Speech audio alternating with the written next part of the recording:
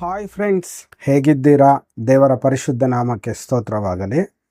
ಇವತ್ತಿನ ದೇವರ ಸಂದೇಶವಾಗಿ ನಾವು ನೋಡಿ, ಸತ್ಯವೇದದಲ್ಲಿ ದೇವರು ಮಾಡಿರುವಂಥ ಮೊದಲ ಅದ್ಭುತವನ್ನು ಈ ವಿಡಿಯೋದಲ್ಲಿ ನೋಡೋಣ. ಅದಕ್ಕಿಂತ ಮುಂಚೆ ಈ ಚಾನಲ್ನ ಫಸ್ಟ್ ಟೈಮ್ ನೋಡುವವರು ದಯಮಾಡಿ ಸಬ್ಸ್ಕ್ರೈಬ್ ಮಾಡಿ, ಈ ವಿಡಿಯೋನ ಲೈಕ್ ಮಾಡಿ, ಶೇರ್ ಮಾಡಿ. ಓಕೆ, ನಾವು ನೇರವಾಗಿ ದೇವರ ಒಂದು ಸಂದೇಶವನ್ನು ನೋಡೋಣ. ನೋಡಿ, ಅನೇಕ ವ್ಯಕ್ತಿಗಳಿಗೆ ಸತ್ಯವೇದದಲ್ಲಿ ದೇವರು ಸೃಷ್ಟಿಯ ಕಾರ್ಯವನ್ನು ಯಾವ ರೀತಿಯಾಗಿ ಮಾಡಿದ್ದಾರೆ, ಮೊದಲು ಯಾವ ವಸ್ತುಗಳನ್ನು ಯಾವುದನ್ನು ಆತನು ಕ್ರಿಯೇಟ್ ಮಾಡಿದ್ದಾನೆ ಎಂಬುದಾಗಿ ಅನೇಕ ವ್ಯಕ್ತಿಗಳಿಗೆ ಗೊತ್ತಿಲ್ಲ. ನೋಡಿ, ಈ ವಿಡಿಯೋದಲ್ಲಿ ನಾವು ಆ ವಿಷಯವನ್ನು ನೋಡೋಣ. ದೇವರು ಸೃಷ್ಟಿ ಮಾಡಿರುವ ಕಾರ್ಯವು ಸತ್ಯವೇದದಲ್ಲಿ ಮೊದಲನೇ ಪುಸ್ತಕವಾಗಿರುವಂಥ ಆದಿಕಾಂಡ ಪುಸ್ತಕದಲ್ಲಿ 1ನೇ ಅಧ್ಯಾಯದಲ್ಲಿ ಬರೆಯಲ್ಪಟ್ಟಿದೆ. ನಿಮ್ಮ ಬಳಿ ಸತ್ಯವೇದವಿದ್ರೆ ತೆಗೆದುಕೊಂಡು ನೋಡಿ. ನಾವು ಈ ದಿನ ಒಂದೊಂದಾಗಿ ನೋಡೋಣ. ನೋಡಿ, ನಾವು ನೋಡುತ್ತಿರುವಂಥ ಈ ಪ್ರಪಂಚವು, ಈ ಭೂಮಿಯು, ಇಲ್ಲಿರುವಂಥ ಸೂರ್ಯ, ಚಂದ್ರ, ನಕ್ಷತ್ರಗಳು ಯಾವ ರೀತಿಯಾಗಿ ಬಂದಿದೆ ಎಂಬುದಾಗಿ ಅನೇಕ ವ್ಯಕ್ತಿಗಳಿಗೆ ಗೊತ್ತಿಲ್ಲ. ನೋಡಿ, ಅದಕ್ಕೆ ಸ್ಪಷ್ಟವಾಗಿ ಸತ್ಯವೇದದಿಂದ ನಾವು ಉತ್ತರವನ್ನು ನೋಡಬಹುದು. ನೋಡಿ, ಈ ದಿನ ಒಂದೊಂದಾಗಿ ನೋಡೋಣ. ನಾನು ಸ್ವಲ್ಪ ಫಾಸ್ಟಾಗಿ ಒಂದೊಂದು ವಿಷಯವನ್ನು ನಾನು ಹೇಳ್ಕೊಂಡು ಹೋಗ್ತೀನಿ. ನಿಮಗೇನಾದರೂ ಡೌಟ್ ಇದ್ದರೆ ನೀವು ನಮಗೆ ಕಮೆಂಟ್ ಮಾಡಿ.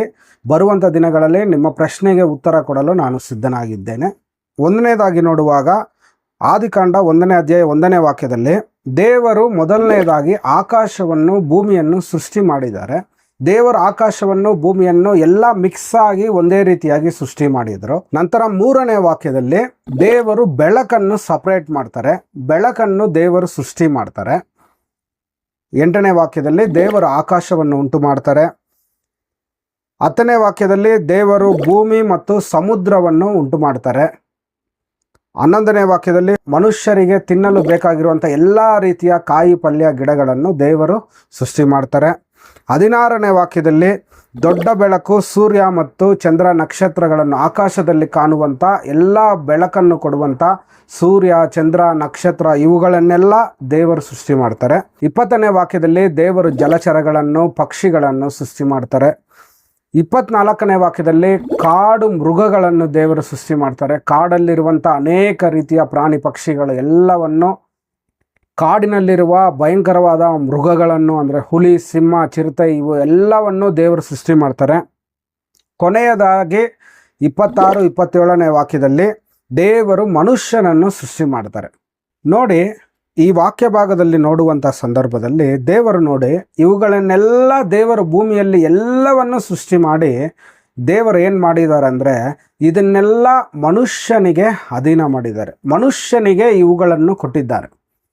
ನೋಡಿ, ದೇವರು ನಾವು ನೋಡಿರುವಂಥ ಇವುಗಳನ್ನೆಲ್ಲ ಹೇಗೆ ಆತನು ಸೃಷ್ಟಿ ಮಾಡಿದ್ದಾನೆ ಎಂದು ನೋಡುವಂಥ ಸಂದರ್ಭದಲ್ಲಿ ಏನೂ ಇಲ್ಲದೆ ಇರುವಂಥ ಸಂದರ್ಭದಲ್ಲಿ, ಅಂದರೆ ಏನೂ ಇಲ್ಲದೆ ಇರುವ ಒಂದು ಅವಸ್ಥೆಯಿಂದ, ಏನೂ ಇಲ್ಲದೆ ಇರುವಂಥ ಸಂದರ್ಭದಲ್ಲಿ ದೇವರು ಅಲ್ಲಿ ಸೃಷ್ಟಿ ಮಾಡಿದ್ದಾರೆ. ನೋಡಿ, ನಾವು ಆರಾಧನೆ ಮಾಡುವಂಥ ಜೀವ ಸ್ವರೂಪನಾದ ದೇವರು ಏನೂ ಇಲ್ಲದೆ ಇರುವಂಥದರಿಂದ ದೇವರು ಸೃಷ್ಟಿ ಮಾಡುವಂಥವನಾಗಿದ್ದಾನೆ. ನೋಡಿ, ಅನೇಕ ವ್ಯಕ್ತಿಗಳು ಅಂದ್ಕೊಳ್ತಾ ಇರ್ತಾರೆ, ನಮಗೇನು ಇಲ್ಲ, ನಮ್ಗೆ ಯಾರು ಸಪೋರ್ಟ್ ಇಲ್ಲ, ನಮಗೆ ಯಾರು ಸಹಾಯ ಮಾಡಲ್ಲ ಎಂಬುದಾಗಿ ಅನೇಕ ವ್ಯಕ್ತಿಗಳು ತಿಳ್ಕೊಳ್ತಾರೆ. ಆದರೆ ನೋಡಿ, ಈ ದಿನ ದೇವರ ಸೃಷ್ಟಿ ಕಾರ್ಯದಿಂದ ನಾವು ನೋಡುವಂಥ ಸಂದರ್ಭದಲ್ಲಿ ನಾವು ಯಾವುದಕ್ಕೂ ಭಯಪಡುವಂಥ ಅವಶ್ಯಕತೆ ಇಲ್ಲ. ನೋಡಿ, ಈ ಸತ್ಯವೇದದ ದೇವರು ಏನೂ ಇಲ್ಲದೆ ಇರುವಂಥ ಅವಸ್ಥೆಯಿಂದ ದೇವರು ಸೃಷ್ಟಿ ಮಾಡುವ ಆತನಾಗಿದ್ದಾನೆ. ನೋಡಿ, ನಮಗೆ ಯಾರು ಇಲ್ಲ ಎಂದು ನಾವು ತಿಳಿದುಕೊಳ್ಳುವಂಥ ಸಂದರ್ಭದಲ್ಲಿ ನಮಗೋಸ್ಕರ ಒಬ್ಬ ಜೀವ ಸ್ವರೂಪನಾದ ದೇವರಿದ್ದಾರೆ. ಆತನು ಎಂದಿಗೂ ನಮ್ಮನ್ನು ಕೈ ಬಿಡುವ ದೇವರಲ್ಲ. ಒಂದು ವೇಳೆ ಇವತ್ತು ಸ್ವಲ್ಪ ಜನ ನಮಗೆ ಸಹಾಯ ಮಾಡ್ಬೋದು, ಆದರೆ ಕೆಲವು ದಿನ ಆದಮೇಲೆ ನಮ್ಮನ್ನು ಬಿಟ್ಟು ದೂರ ಹೋಗ್ಬೋದು. ಆದರೆ ನೋಡಿ, ನಾವು ಆರಾಧನೆ ಮಾಡುವಂಥ ಜೀವ ಸ್ವರೂಪನಾದ ದೇವರು ಎಂದಿಗೂ ನಮ್ಮನ್ನು ಕೈ ಬಿಡದೆ ಎಲ್ಲ ವಿಷಯಗಳಲ್ಲಿಯೂ ನಮ್ಮ ಜೊತೆ ಇದ್ದು ನಮಗೆ ಸಹಾಯ ಮಾಡುವ ಆತನಾಗಿದ್ದಾನೆ. ಈ ಒಂದು ಚಿಕ್ಕ ಸಂದೇಶ ನಿಮ್ಗೆ ಇಷ್ಟವಾದರೆ ಲೈಕ್ ಮಾಡಿ, ಶೇರ್ ಮಾಡಿ, ನಮ್ಮ ಚಾನಲ್ನ ಸಬ್ಸ್ಕ್ರೈಬ್ ಮಾಡಿ.